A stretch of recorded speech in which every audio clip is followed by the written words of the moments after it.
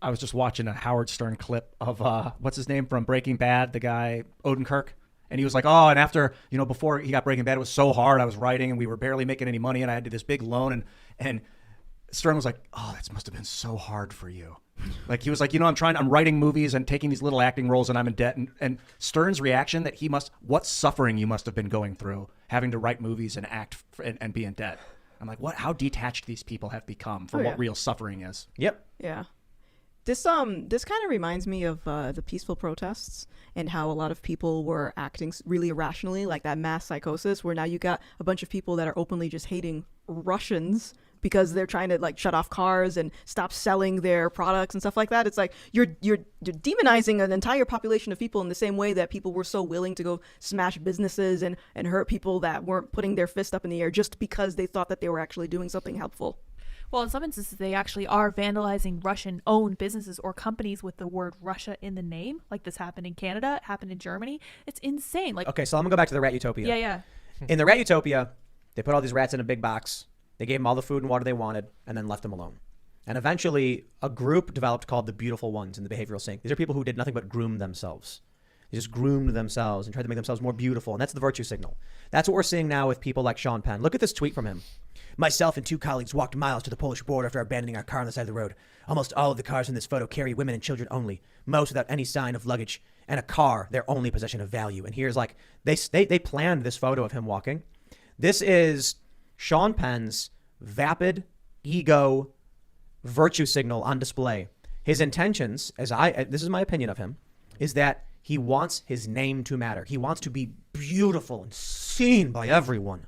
So he flies himself into a war zone and then makes it about him and what he's doing and we must fight. What are you doing there? Yeah. This guy has nothing to do with this, no experience here, but he wants people to see him as beautiful. I'm getting Tropic Thunder vibes. Yeah. Yes. Watched some of that last night.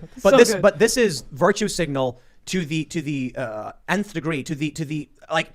You could not virtue signal more than flying into a war zone and then being like, we abandoned our cars, fleed on foot because only women and children. Shut up. If it was like, why don't you put the damn camera down and help if it's actually, this is a photo shoot to me. This is just virtue signaling. Because in the behavioral sink, the rats or the mice, whichever, because they did both, just wanted to look beautiful. Well, beautiful to rats is just, grooming yourself and then having other rats look at you. For a male, it is peacocking. It is making yourself as boisterous and loud and visible as possible. This, to me, is the epitome of self-grooming behavioral sink. He just wants people to see him. And he wants to say, I went to Ukraine during the war. I talked to the families. The U.S. must fight. It's like, shut up. Shut your mouth. Go home, you pathetic loser. Oh, who's that girl? I don't care what you have to say about this. You have nothing to do with it. Jane Fonda went to Vietnam, I think, and hung out with the Viet Cong. Is that what it was? Idea. Jane Fonda? And the media launched on her for trying. It was basically like if someone went to Russia right now and was trying to like show some humanity about the Russian people. Jane Fonda did that in Vietnam, but they did not. People did not want that. I think this guy's an actor. I've always got the vibe from Sean Penn that he really wants to help people, and so that's kind of what I was going through as a kid. And I thought, maybe I'll get into acting so that I can be famous, and then when I tell people like good ideas that I have, I'll be able to tell them to more people. And I think I've always thought Sean Penn was a pretty ethical guy, but when you're an actor, that's all you really know how to do is act. You just talk in front of a camera. That's his job. It's what he's done his whole life. I've never seen any other skills this guy has.